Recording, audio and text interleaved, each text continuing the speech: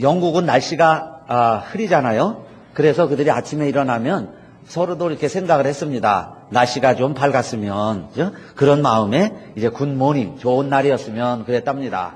그래서 독일도 구텐타, 그죠? 뭐 불란서 봉주르, 뭐 이런 말들이 다 좋은 아침, 그런 뜻입니다. 우리나라는 한때요, 인사가 무엇이었어요? 예, 옛날 분들은요, 진지 잡수셨습니까? 그죠? 그렇게 인사했던 거 기억나고, 저희도 그랬어요. 진지 잡수셨습니까? 근데 왜 그런 인사를 했느냐? 하도 못 먹은 때가 있으니까, 그죠? 끼니 굶는 게 예사일 때가 많았어요. 그래서 그때는 참 진지 잡수셨습니까? 이렇게 인사를 했는데, 요즘은 그런 인사 별로 안 합니다. 끼니는 잘 안 굶어요. 근데 우리의 인사 가운데, 안녕하십니까? 우리도 이렇게 인사했죠? 안녕하십니까? 그런데 이 뜻을 보면 굉장히 은혜로운 뜻이 있어요. 이 안자가 평안할 안자고, 영은 영혼하는 영자죠. 그러니까 우리의 안녕하십니까 하는 말은 영혼이 평안하십니까 그런 뜻이에요. 그러니까 우리 한국 백성들이요 얼마나 참 신령한 민족인가 하는 걸 알 수 있습니다. 일찍이 우리들은 인사할 때 오케이 됐습니다. 영혼이 안녕하냐 이렇게 물어보는 거예요. 그죠? 영혼이 잘 되느냐. 그러니까요. 뭐 그저 좋은 날씨나 바라고, 응? 뭐 금일은 뭐 그런 뜻이에요. 곤니찌와, 그죠? 뭐 이런 게 뭡니까? 오늘은 뭐 이런 뜻이라는데 그거보다는요 얼마나 우리는 영혼에 관심이 있어서 안녕하십니까 이렇게 인사하는 민족이에요. 그래서 여러분 우리 인사 잘하시기 바라겠습니다. 그죠? 우리가 만날 때마다 안녕하십니까. 그죠? 여러분 속이 어떠세요? 우리 속사람 다 잘 되기를 바라는 마음들입니다. 그런데 세계보건기구에서도요, 건강을 이렇게 정의를 했습니다. 건강하다는 것은 네 차원이 있다는 거예요. 먼저 육체가 건강해야죠. 다 아는 이야기. 그 다음에 정신건강. 정신이 건강해야 된다 하는 이야기들도 많이 했습니다. 그런데 인정을 하는 거예요. 정신도 건강해야 된다. 그 다음에 세 번째는 사회적인 건강도 있대요. 사회적으로도 사회생활이 건강해야 되겠죠. 그 다음에 네 번째로 인정한 게 영적인 건강도 있다. 이 사실을 인정을 했어요. 그래서 여러분, 늘 안녕하시기 바랍니다. 네 가지가 다 평안해야 된다. 그 이야기예요. 이스라엘 사람들의 인사는 샬롬입니다. 왜냐하면 평화죠. 하도 주변과 전쟁이 많으니까 샬롬 그래요. 아랍 사람도 마찬가지입니다. 안샬라무 그런 말도요. 다 알라 알샤무 이거 알라가 평화 주기를 원한다. 이런 말도 샬롬 평화에 근거하고 있어요. 그런데 이스라엘이나 아랍 사람들이나 다 평화를 강구하고 그렇게 인사하면서도 매일 싸웁니다. 매일 싸워요. 우리가 볼 때는 남의 일이에요. 뭐 그렇게 싸우나 좀 공존을 못할까? 그런데 당사자들은 안 그래요. 그죠? 본인들은 어떻게 해야 평화가 오느냐? 한쪽을 다 죽여야 평화가 온다고 생각하는 거예요. 아랍 사람 때문에 평화가 없고 저 이스라엘 때문에 평화가 없어요. 그러니까 어떻게 해서든 죽여야죠. 자, 그런 면서도 샬롬, 안살라무 서로 평화를 강구하고 있습니다. 근데 여러분, 오늘 우리가 지금 말씀 전하고 듣고자 하는 것은 과연 그러면 이 진정한 평화는 뭐냐 하는 겁니다. 참 평화가 뭘까요? 오늘 성령의 열매 세 번째 시간인데 성령이 우리에게 충만하면 그때 맺어지는 열매 가운데 세 번째가 뭐라는 거예요? 평화라는 겁니다. 평화. 오늘 본문이 고린도전서 14장 33절인데 우리 성부 하나님은 어떤 분이세요? 하나님은 어지러움의 하나님이 아니시오. 오직 화평의 하나님이시니라 그랬어요. 어지러움의 하나님이라는 것은 여러분 무질서의 하나님을 말합니다. 무질서의 하나님. 이 배경은 막 방언하는 사람, 예언하는 사람 각자 교회에 있는데 자기 좋아하는 대로 막 하면 한쪽에선 방언하고 한쪽에선 예언하고 그러면 그 교회가 평화롭겠어요? 그런데 하나님도 그거 싫어한다 그 말이에요. 그런 하나님 아니시다. 그러니까 평화롭게 해라. 평화의 하나님이시다. 이런 말씀을 하면서 고린도전서 14장 33절에 우리 성부 하나님도 평화의 하나님이시라는 거예요. 그러니까 이 평화의 하나님이라는 말이 에이레네스입니다. 오테오스 에이레네스예요. 테오스 하나님인데 알라 그러나 에이레네스 평화의 하나님이다. 헬라어의 에이레네는 구약 히브리어의 샬롬 같은 말이에요. 이걸 피스 이렇게 번역합니다. 영어의 피스라고 하듯이 헬라어의 에이레네요. 그런데 우리 하나님은 어떤 하나님이시냐? 이런 에이레네의 하나님이시다. 평화의 하나님이시다 그랬고, 우리 예수님도 8가지 복을 설명해 주시면서 화평케 하는 자는 복이 있나니 저희가 하나님의 아들이라 일컬음을 받을 것이며 그랬어요. 화평케 하는 자가 하나님의 아들이라는 거예요. 하나님을 아버지라고 부른다면 여러분 우리가 화평케 하는 자가 되어야 된다. 화평케 하는 자라 그 이야기예요. 그냥 성경책만 가지고 다닌다고 교회에만 온다고 남들이 우리를요 하나님의 아들이다 이렇게 불러주는 게 아니고, 무엇하는 자가 되어야? 화평케 하는 자가 되어야 하나님의 아들이라고 불린다는 겁니다. 그런데 여기는 그냥 화평을 원하는 자 그런 정도가 아니에요. 에이레너스 포이오이입니다. 포이오이는 행하는 자 그런 말이에요. 만드는 자. 그래서 에이레네가 피스죠. 포이오이는 만드는 자예요. 그래서 피스메이커가 나왔습니다. 피스메이커. 평화를 만드는 자가 하나님의 아들이라는 겁니다. 평화를 만드는 자래야 하나님의 아들이라고 불릴 수 있다 그 말씀이에요. 그러니까 성부, 성자, 성령의 하나님이 다 평화의 하나님이시니 오늘도 여러분 정말 우리 피스메이커 되시기 바라겠습니다. 평화의 사람이 되십시다. 여러분요, 우리의 영혼이 평안한 것처럼 우리가 모든 일들에 정말 평화로운 사람들이 되어야 돼요. 그러면 어떻게 또 누구와 평화를 이루느냐 그 말입니다. 어떻게 하여야 우리가 평화를 이루느냐. 먼저 로마서 5장 1절인데 같이 한번 읽어볼까요? 시작. 그러므로 우리가 믿음으로 의롭다 하심을 얻었은즉 우리 주 예수 그리스도로 말미암아 하나님으로 더불어 화평을 누리자. 아멘. 5장 1절 여러분 우리 잘 보세요. 그러므로 우리가 믿음으로 구원을 얻었습니다. 우리가 믿음으로 의롭다 하심을 얻었은즉 내가 구원받았어요. 그러면 어떻게 하라는 거예요? 첫째가 누구와 화평을 누려야 될까요? 우리 주 그리스도 예수로 말미암아 누구로 더불어 화평을 누리자. 하나님으로 더불어 그랬어요. 하나님으로 더불어 화평을 누리자. 그러니까 하나님은 화평의 하나님이세요. 그러면 우리가 하나님의 자녀가 됐습니다. 내가 구원받았어요. 그러면 우리의 DNA가 무엇이 있어야 되느냐? 우리가 갖추어야 할 DNA 중에 하나가 화평. 할렐루야. 화평이 있으시기를 축원합니다. 그래야 구원받은 자요. 하나님을 아버지라고 부를 수 있는 자요. 하나님의 자녀라고 일컬음을 받는다는 거예요. 근데 내 안에 DNA가 하나님의 DNA가 없어요. 그게 화평입니다. 화평이 없어요. 하나님과 화평하지 않아요. 이 세상에 화평이 없습니다. 그러면 내가 하나님의 자녀가 될 수 있겠느냐 그 말씀이에요. 그 열매를 보아서 우리의 삶을 통해서 내가 내 자신을 한번 점검해 볼 수 있습니다. 그런데 그 화평이 어떻게 올까요? 누구로 더불어 화평을 누리자 그랬어요. 내가 하나님과 화평해야 되는데 누구로 말미암아? 우리 주 예수 그리스도로 말미암아 그랬습니다. 이 이야기는 우리 모두가요 다 화평이 없다는 거예요. 그런데 정말 예수 그리스도가 내 안에 있으면 화평을 이루게 된다는 겁니다. 오직 예수 그리스도로 말미암아 하나님과 화평하는 줄 믿으시기를 바라겠습니다. 예수가 내 안에 있어야만 하나님과 화목의 길이 생긴다는 거예요. 그게 여러분 십자가입니다. 이 땅에 하나님의 자녀들이 어떻게 하늘에 있는 하나님과 관계를 맺으며 그것도요 화평한 관계를 맺으며 부모와 자식 간의 관계를 맺으며 이런 긴밀한 관계를 맺으며 살아갈 수 있느냐? 오직 예수 그리스도 외에는 다른 길이 없습니다. 그게 복음이다 그 말씀이에요. 그래서 예수 그리스도로 말미암아 그랬어요. 여러분 예수님이 오신 목적이 있습니다. 예수님이 태어나실 때에 천사가 일러주기를 뭐라고 일러주셨어요? 예수님이 오시는 목적이 있습니다. 하나님이 이 땅에 태어나신 목적이 있어요. 하늘에는 영광, 땅에는 기뻐하심을 입은 사람들 중에 평화. 결국 내가 지금 평화가 없다면요 예수님도 헛되이 오신 거예요. 그리고 이 세상에는 진정으로 평화가 없습니다. 그래서 예수님이 계셔야만 평화가 이루어져요. 우리 안에도 예수가 계실 때 참 평화가 있는 줄 믿으시기 바라겠습니다. 그래서 예수님이 오신 목적이 평화였어요. 그리고 십자가에서 돌아가셨는데 부활하셨어요. 하나님이 살리셨습니다. 40일 동안 이 세상에 계시면서 다시 부활하신 예수님이 만나는 사람마다 첫 번째 일러주신 게 뭐예요? 평안하뇨, 샬롬. 물론 인사였지만 진정으로 주님도 우리에게 원하셨던 것이 샬롬입니다.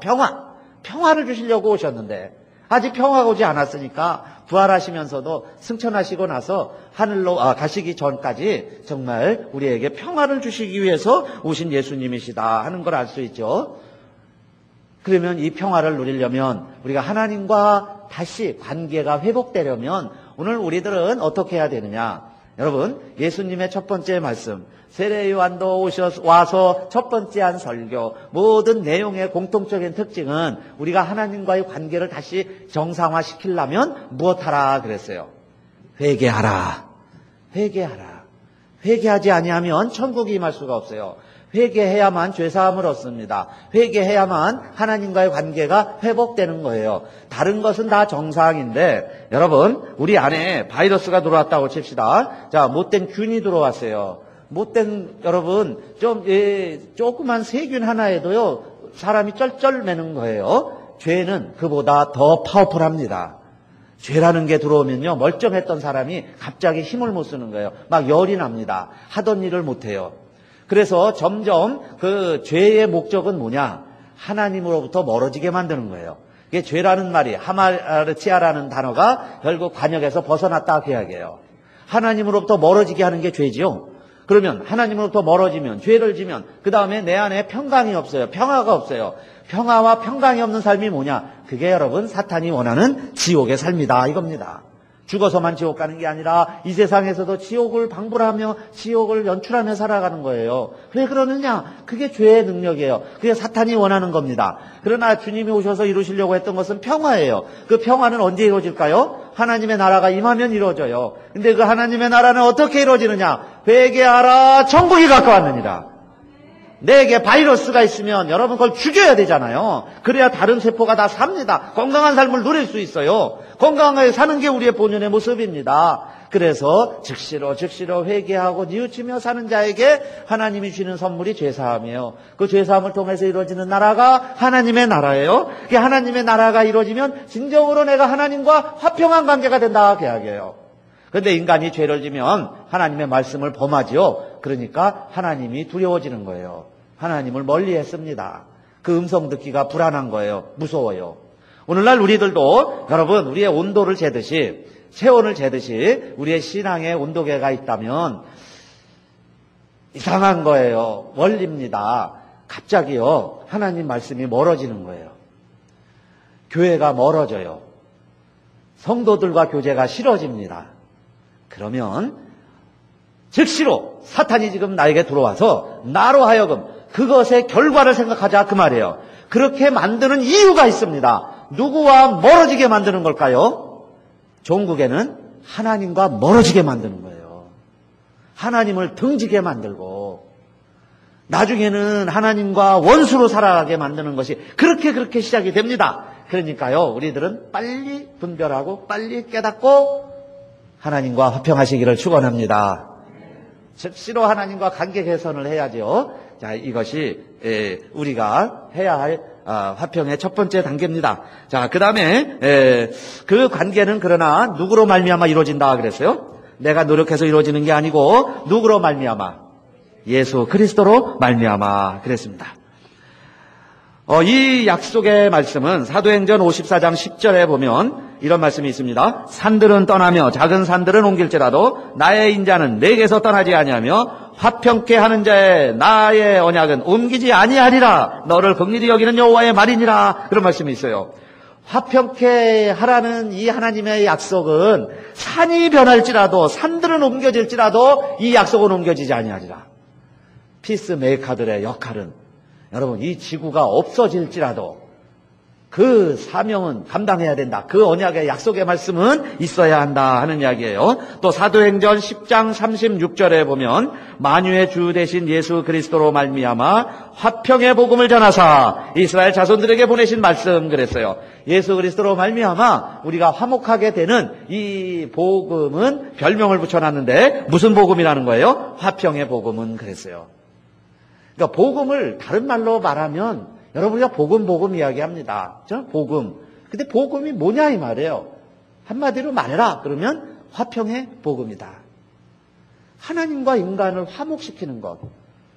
죄 짓고 죽어갈 수밖에 없는 인간이 하나님과 화목해서 영원한 생명을 얻게 하는 것. 그게 복음이라는 거예요. 근데 이 복음은 산들이 떠나고 산이 옮겨질지라도 없어지지 아니할 복음이라. 그래서 예수 그리스도를 바울은 에베소 2장 14절에서 그는 우리의 화평이신지라 돌로 하나를 만드사 중간에 막힌 담을 허시고 그랬어요.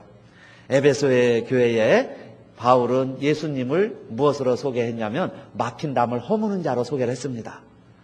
저 베릴린 장벽이 허물어지는 것처럼 우리 주님은, 예수 그리스도는 하나님과 우리 사이에 있는 담벽을 허는 자다 그랬죠. 골로새 교회에도 골로새 1장 20절에는 그의 십자가의 피로 화평을 이루사 만물 곧 땅에 있는 것들이나 하늘에 있는 것들을 그로 말미암아 자기와 화목해 되기를 기뻐하심이라. 예수 그리스도의 피는 하나님과 우리를 화목하게 하는 것이다 그랬어요. 그걸 위해 예수 그리스도께서 피를 흘리셨다. 그런데 그걸 일찍이 이사야 선지자가 이렇게 했죠. 그가 찔림은 우리의 허물을 인하며 그가 상함은 우리의 죄악을 인함이라. 그가 징계를 받음으로 우리가 평화를 누리고 그랬어요. 그러니까 우리가 평화를 누리는 것은 여러분 누군가가 징계를 받은 거예요. 사실 전쟁이 없어야 되지만 우리가 이만큼 평화를 누리는 것은 또한 누군가가 그렇게 피를 흘렸기 때문이죠. 그 결과 우리가 평화를 누리는 거예요. 예수 그리스도가 징계를 받음으로 우리가 평화를 누리고 그랬어요. 그래서 하나님과 우리 사이에 평화의 길이 열렸다는 겁니다. 그래서 우리가 예수 믿고 구원받은 거예요. 예수 믿고 죄사함 받고 천국을 이루고 하나님과 화평하면서 살아가는 길이 열렸다 이겁니다. 자, 그러면 그런 우리들은 이제 어떻게 살아가야 될까요? 히브리서 12장 14절입니다. 또 한번 같이 읽어보겠어요. 시작. 모든 사람으로 더불어 화평함과 거룩함을 쫓으라. 이것이 없이는 아무도 주를 보지 못하리라. 아멘. 오늘 읽으신 분들은 큰일 났습니다. 주님을 뵈야 될 텐데 주님을 보시려면 반드시 무엇하라는 거예요? 화평해라. 원수 맺은 거 다 풀어야 됩니다. 미워하는 거 다 없어져야 돼요.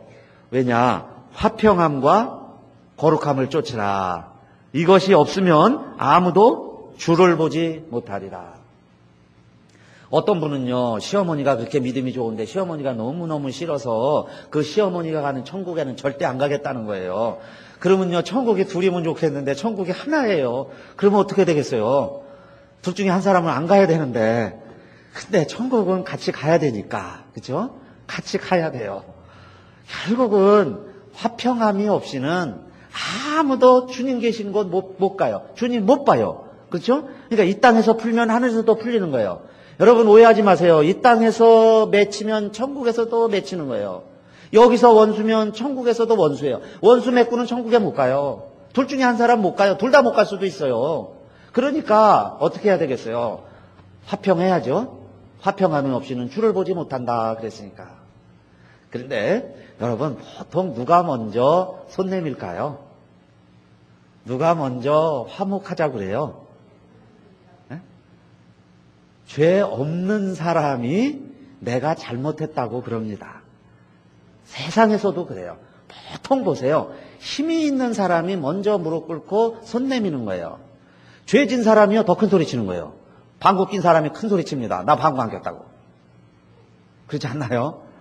그러니까 여러분 화목하려면, 그죠? 화목하려면 화평을 이루는 자는 뭐냐? 온유한 자가 화평을 이루는 거예요. 겸손한 자가 화평을 이룹니다. 여러분 희생하는 자가 화평을 이룰 수 있는 거예요. 그래서 우리 예수님도 십자가에서 죽으시면서 화해를 이루시는 거예요. 아무 죄가 없는 분이 죽으시는 거예요. 죄 있는 사람이 죽으면요, 그 죄값으로 죽었다고 생각해요. 그 잘 죽었구만, 죄값으로 죽었네. 그러는 거예요. 형벌을 살면요, 죄값으로 한다고 압니다, 세상 사람들은. 그런데요, 하나님은 죄가 없어도 의인의 길이, 의인이 고난받게, 의인이 어려움 당하게도 하는 거예요. 의인이 오히려 잘못했다고도 그럽니다. 그죠? 그게 의인이 가는 길이에요. 그래서 예수님이 그 길을 이루어 주셨기 때문에 우리들도 이제는 어떻게 해야 되느냐. 이미 화평의 길을 주님이 이루어 놓아 주셨으니까, 자, 로마서 14장 19절, 이러므로 우리가 화평의 일과 서로 덕을 세우는 일을 힘쓰나니 그랬습니다. 여러분, 화평은 그냥 앉아있는데 주어지는 게 아니에요. 하나님과 내가 화목되었으면 이제 화평케 하는 일은 힘쓰는 자 되시기를 바라겠습니다. 힘쓰노니 그랬죠? 힘쓰노니 화평의 일과 덕 세우는 일에 힘을 써야 된다 그 이야기예요. 작은 종이도 여러분 연약하지만 그 종이 두 개를 붙이는데 무얼로 붙이느냐? 풀로 이렇게 붙여놓으면요 종이가 붙어요. 그렇게 해서 몇 개를 또 풀을 붙여놓으면 종이도 좀 단단해집니다. 쇠와 쇠가 돌아가요. 자동차에도요, 실린더, 엔진이 막 왔다 갔다 하면서, 이게 막 뭐, 그렇게 수없이 왔다 갔다 하죠. 근데 쇠와 쇠가 닿으면 열이 나요. 그런데 거기에 엔진 오일이 있어요. 그렇게 해서, 엔진을 식혀줍니다. 쇠가 마모가 안 되도록 해요. 그게 바로, 여러분, 온유한 자의 모습입니다.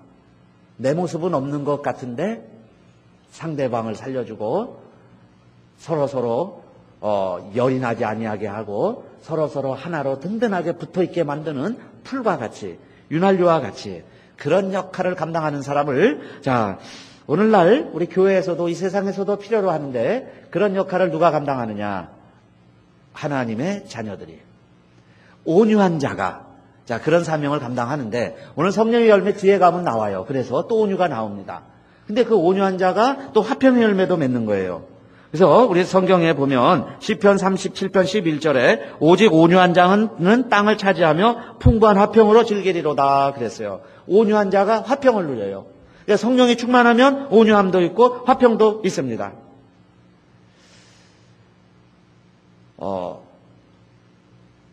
목회 칼럼에도 썼지만 여러분 꼽주 부부가 있었는데 아기를 낳았어요. 그래서 아기가 좀 자라서 학교를 다니는데 이 부부는 늘 애한테 엄마 아빠의 모습을 안 보여주려고 친구들한테 자기 딸 자존심 상할까봐 친구들이 있는데 엄마가 잘 나가지도 않았어요. 근데 어느 날 이 애가 학교에 갔는데 도시락을 놓고 갔습니다. 그래서 엄마가 이제 고민을 하는 거예요. 내가 이 도시락을 갖다 주지 않으면 이 딸애가 굶을 텐데 배가 고프니 배가 고파할 텐데 갖다 주고는 싶고 내가 갖다 주다 보면 엄마의 모습을 친구들이 보게 될 텐데 얼마나 이 딸아이가 엄마를 부끄러워할까. 그래서 가져다 줄 수도 없고 그러다가 이런 생각을 했어요. 그러면 학교에 가서 아이는 보지 말고 몰래 그냥 교실에만 놓고 오자 이런 마음을 갖고 학교를 갔습니다. 그래서 이제 운동장을 가로질러 교실에 몰래 놓고 오려고 그랬는데 마침 그 시간이 이 애의 체육 시간이었어요. 근데 이제 체육 끝나고 어디 이제 나무 밑에서 이렇게 앉아 있는데 거기 뭐 딸아이가 있으리라고는 생각도 못했죠. 그래서 엄마는 교실에 막 뛰어가서 도시락을 놓고 이제 막 운동장을 또 달려서 나오는데 이 애가 엄마를 봤어요. 근데 이 아이가 어떻게 했어요? 애가 엄마가 혹시 못 들을까봐 두 손을 모아가지고요 나팔을 만들어서 엄마 하고 막 소리를 쳐. 엄마! 네? 엄마 왜 그냥 가냐 이 말이에요. 나 여기 친구들 속에 엄마! 나 여기 속에 있어. 그리고 엄마! 하고 부르더라는 거예요. 그래도 이 엄마는 그 애하고 눈을 마주칠 수가 없어서 그냥 막 뛰어가는데 엄마는 두 눈에 눈물이 주르륵 흐르면서 너무 감사한 거죠. 너무 기쁜 거예요. 그래도 딸아이는 나를 부끄럽게 여기지를 않는구나.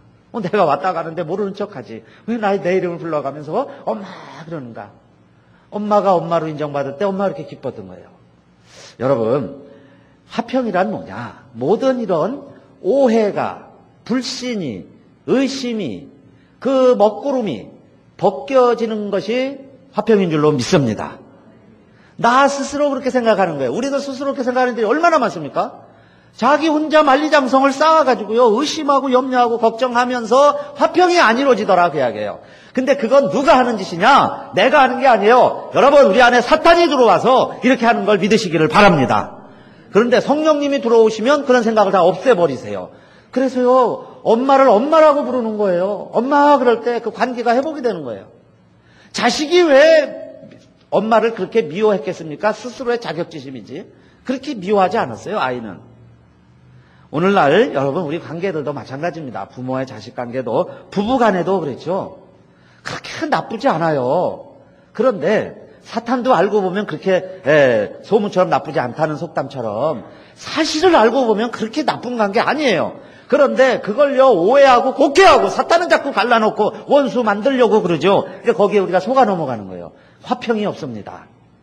그래서 고린도 교회에도 가정마다 그런 일이 있어서 바울이 편지를 보냈어요. 그래서 가정들 보니까 다 우환이 있고 어려움이 있고 뭐 갈라서게 되고 그러니까 바울이 편지를 보냈습니다. 그러면 웬만하면 나처럼 혼자 사세요. 그게 고린도전서 7장 내용입니다. 그러나 독신도 은사니까 나 같은 사람은 혼자 삽니다. 그런데 도저히 혼자 못 살 사람들은 결혼하세요. 그랬어요. 그러니까 정답이 없습니다. 혼자 사는 것도 정답이고 같이 사는 것도 정답이고 그런데 또 도저히 못 살겠어요. 살다 보니까. 그러면 또 어떡합니까? 갈라서야지. 그러니까 그냥 또 갈라서라 하는 말씀도 있습니다. 사실 그래요. 맞지 않는데 억지로요. 지옥을 방불하면서 사는 건요. 갈라지는 게 나을 때도 있어요. 근데 또 갈라지라고는 못하지만은 갈라지는 게 나은 것 같다는 생각이 들 때는 있습니다. 그렇죠? 갈라서는 게 나은 것 같아. 갈라서라고는 못합니다. 저 갈라서라고는 안 그랬어요. 그러나 또 그럽니다. 혹시 지금 갈라서려고 그렇게 마음을 먹다가 여자는 갈라서기를 원치를 아니하는데 여자가 안 믿는 거예요. 남자는 잘 믿는데 여자가 안 믿어요. 그런데 안 믿는 여자가 오히려 갈라서기를 원치 않아요. 믿는 쪽에서 갈라서야 되겠다 그런 판단이 들 때 그 얘기죠. 그럴 때는 어떻게 하라 그랬어요. 나는 정말 갈라서고 싶은데 여자가 안 믿어요. 그럼 나는 믿고 그럴 경우에는 갈라서지 말아라. 왜냐하면 그렇게 해야 그 사람을 구원할 수 있고 그 자식도 거룩해지니라 그랬습니다. 그 자식이 또 거룩해진다는 거예요. 그 반대 경우도 마찬가지죠. 반대의 경우도. 그러니까 믿는 쪽에서 먼저 갈라서지는 말아라.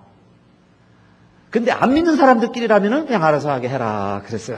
알아서 해라. 그러나 내가 믿는 사람이라면 그 이야기죠. 그래서 고린도전서 7장 15절에 혹 믿지 아니하는 자가 갈리거든 갈리게 하라. 형제나 자매나 이런 일에 구속받을 것이 없느니라. 그러나 하나님은 화평 중에서 너희를 부르셨느니라. 그랬어요.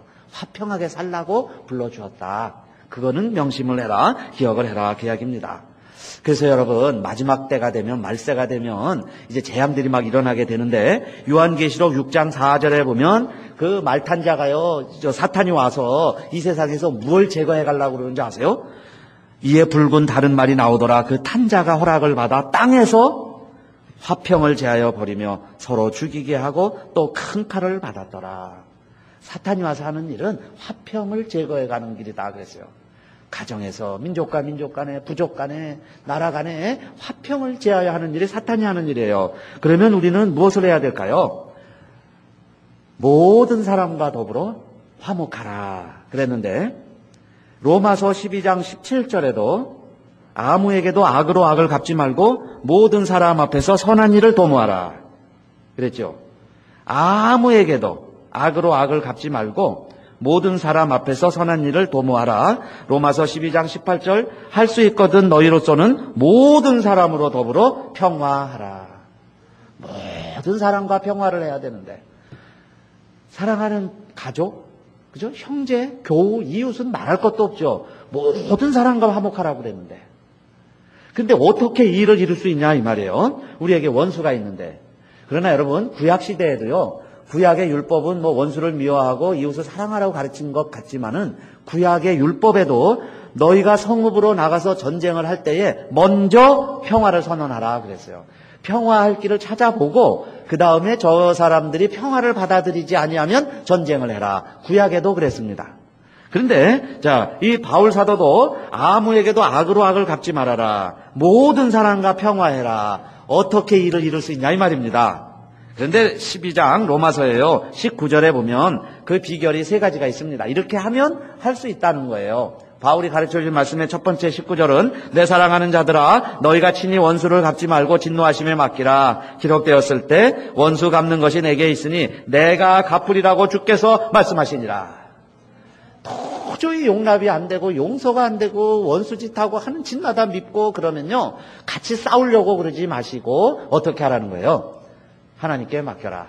하나님 원수 좀 갚아주세요. 더 큰 복수죠. 하나님 손 좀 봐주세요. 하나님이 알아서 해주세요. 하나님께 맡겨드립니다. 그러면 된다는 거예요. 내가 화평을 주러 온 줄로 생각지 말라 검을 주러 왔노라 하신 말씀도 사실은 그 검 쓰는 것은 누구에게 맡기라는 거예요. 예수님께 맡겨라. 가라지 뽑아내는 것은 하나님께 맡겨라. 출 때까지 그냥 놔둬라. 내가 하려고 하지 말아라. 그 이야기죠. 근데 그렇게 안 되면요, 그 마음이 없으면 정말 용납이 안 돼요. 내 마음 평화가 없어요. 그러니까 아주 하나님께 고지질하시고 일러 바치시고 내가 하려고 그러지 마세요. 저 중독 문제도 그런 것 같아요. 여러분 막 소년 하나를 죽이니까 그 다음에 이쪽에서 가만히 있습니까? 아무 죄 없는 소년을 죽이니 이쪽에서는요 또 막 포를 갖다 쏴요. 그러면 포 맞아서 죽는 사람이 또 수십 명이 나왔어요. 우리 삼촌이 죽고요, 내 아들이 죽고 우리 아버지가 죽었는데 가만히 있습니까? 그러니까 그 다음엔요, 나에가라도요, 막 폭탄을 조끼로 두르고 내 이스라엘 가서 치라고 그러면요, 내가 가겠다는 거예요. 그런 애들이 막 줄 서 있습니다. 그게 왜 그래요? 내 아버지가 죽고 내 아들이 죽고 내 삼촌이 죽었는데 그거 내가 무슨 낙으로 살아요? 그러니까 그냥 원수가 길만 있다면 내가 가겠다는 거예요. 그 부녀자들이 막 아이들이 막 나서죠. 여러분 그게 원수 갚는 일이에요. 저거 죽어야 내가 산다고 생각할 때는 평화가 없어요. 그러니까 하나님께 맡겨드리고 그 다음에 어떻게 하라고 그랬냐면요. 20절에 내 원수가 줄이거든 먹이고 목마르거든 마시오라. 그리함으로 내가 숯불을 그 머리에 쌓아놓으리라. 오히려 더 잘해줘라. 그죠? 미운 사람에게 떡 하나 더 줘라. 그게 우리 속담이었습니다. 하나님 말씀이에요. 더 잘하면 머리에 숯불을 쏘아놓는 거예요. 그러니까 여러분 누군가요 나에게 이렇게 좋은 일을 베풀어주고 정말 안 좋은 관계인데도 나에게 선을 베풀면 여러분 부끄러운 줄은 아시기 바라겠습니다. 저 사람이 저렇게 말씀에 순종해서 할 정도면요 좀 잘못했으면 뉘우치기라도 해야죠. 저 잘못한 거 알아야 됩니다. 그러니까 부끄러운 줄은 아는 거예요. 숯불은 머리에 뒤집어서 화끈화끈거리니까. 근데 요즘은 화인 맞아가지고 그런 줄도 모릅니다. 그러면 또 우리들은 어떻게 해야 되겠어요? 그래도 선을 행하시기를 바라겠습니다. 그게 21절에 보니까 악에게 지지 말고 선으로 악을 이기라. 그런 말씀이에요. 악에게 지지 말고 선으로 악을 이기라. 오늘 이 말씀 여러분 우리 기억하시면서 성령이 내 안에 계시면 이제 이런 일들이 가능합니다. 하나님도 평화의 하나님이시고 주님도 평화를 위하여 일하는 자가 하나님의 아들이라 일컬음을 받는다고 그랬고 성령님도 성령이 임하면 평화를 위해서 일한다고 그랬는데 자, 오늘 우리 가정에서도 교회에서도 그다음에 우리 한 가지 기도 제목은 저희 조국을 위해서도입니다. 정말 여러분 남북이 갈려 있는 건요. 그거는 사탄이 또 사람이 죄 때문에 이데올로기 때문에 갈라놨지. 여러분 같은 말씀은 김씨 이씨 우리 같은 성이에요. 같은 피 받았어요. 원수 아닙니다. 한 형제 자매라 이 말이에요. 근데 원수가 돼서 살아가잖아요. 하나님이 원하시지 않는 거예요. 그러니까 우리가 말씀의 종이 된다면 정말 우리 평화통일을 위해서 기도해야 합니다. 그렇게 해서 정말 우리 조국 평화통일 되는 모습을 우리 보시고 저 평양의 뜻이요 평화의 도시라는 뜻입니다. 예루살렘이에요. 평양이라는 말 평화의 도시예요. 정말 평화의 도시에 진정한 평화는 핵으로 이루어지는 게 아니고 정말 복음이 들어가서 교회가 세워질 때 예수 그리스도의 십자가가 세워질 때에 진정한 평화가 이루어지고 남북 간의 평화도 예수 그리스도 없이는 어려울 것 같아요. 미국 소련, 일본, 중국 통일 원하지 않는데 정말 예수 그리스도는 가능합니다. 그래서 그때가 오기를 우리 바라시면서 여러분 저와 여러분이 정말 피스메이커가 되시기를 주님의 이름으로 축원합니다.